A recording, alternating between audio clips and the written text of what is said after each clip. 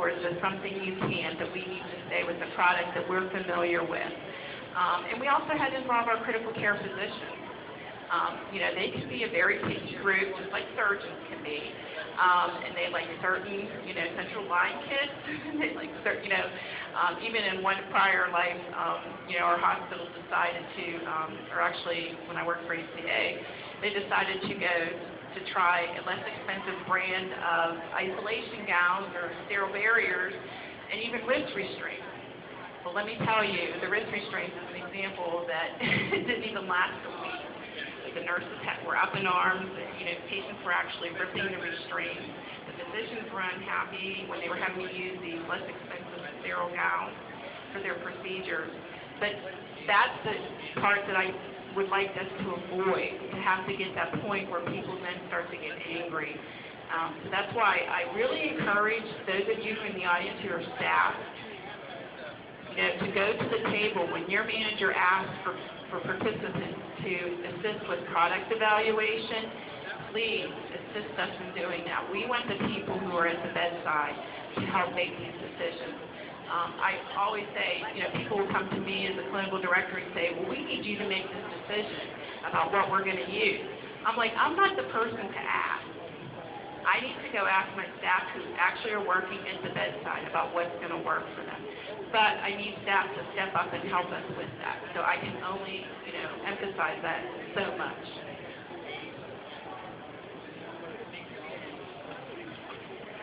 Thank you. Those are all great tips. Let me pull the camera in a little bit. Yes, question?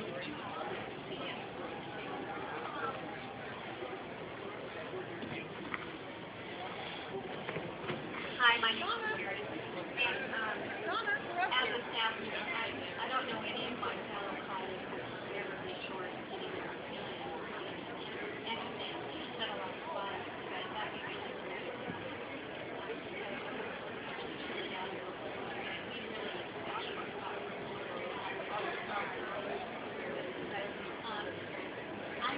This is a really important piece in my everyday coming to work as a product operator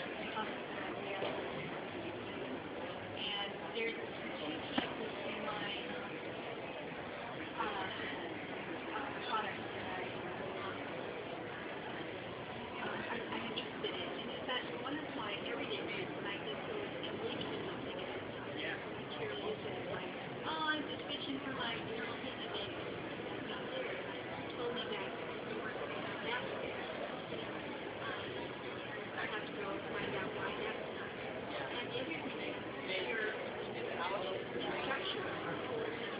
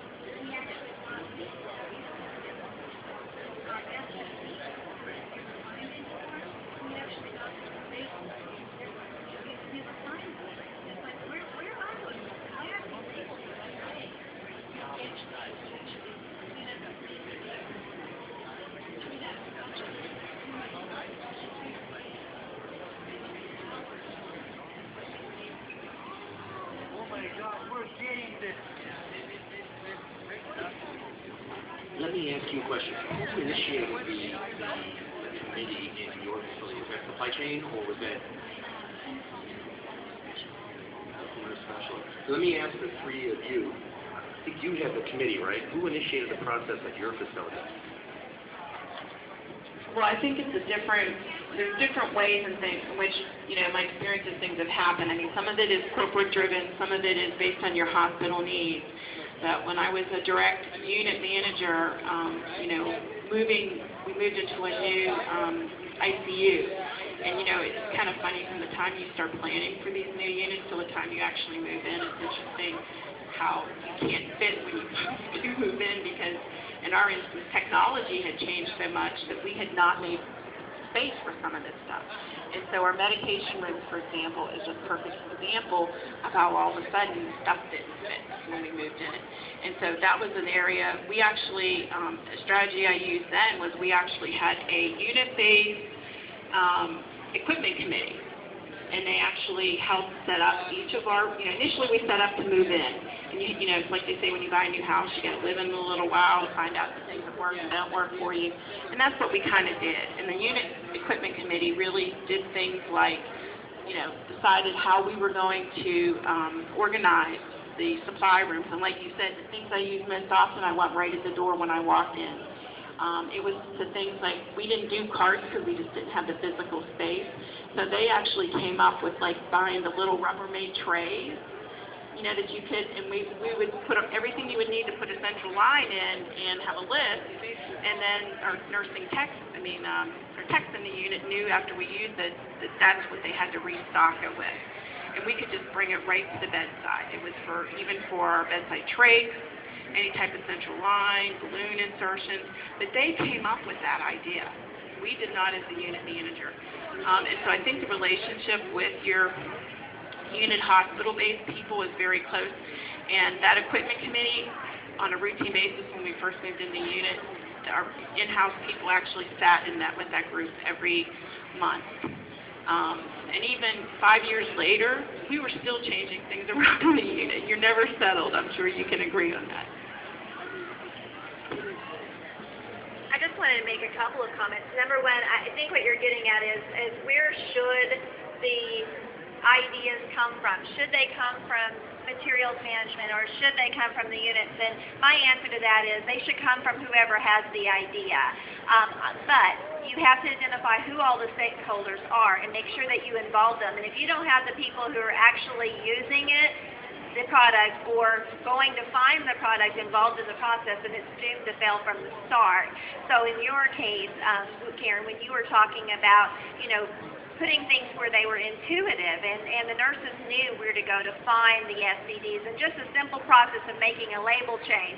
I think it's very valuable, the process you spoke to of having the nurses and the supply chain staff work together, because walking in someone else's shoes and just getting a glimpse into their daily life helps you to understand the restrictions that each of them face, because being kind of in the middle, I can see the nursing side of it, but I can also see the supply chain side, and both sides has restrictions, and oftentimes we label them as, oh, they made this decision for us, and they didn't know what they were doing, and obviously they don't take care of patients, but then yet we're guilty of doing that, but yet we don't understand the restrictions that they have. When things are on back order, there's not much they can do about it, and they're thinking they're doing you a favor by providing you with something you can use.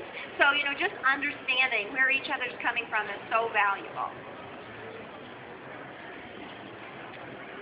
I agree with what these ladies have said. I think that the ideas need to come, and the more that we can collaborate with each other, the more successful we're going to be. So I know I have not seen it because actually the last day I was in the unit before attending the conference, my unit-based partnership council is working on revamping our storeroom as well. So we'll see. But they put all of the IV access items in red bins and all the respiratory items in blue bins because they thought that was a good visual when you enter the storeroom to kind of direct you in the right area, even if you weren't familiar with the storeroom. So, but again, they had several meetings and with the supply chain folks who came up and assisted them with the move and the labeling of the bins and all that. So it was an effort between all of them.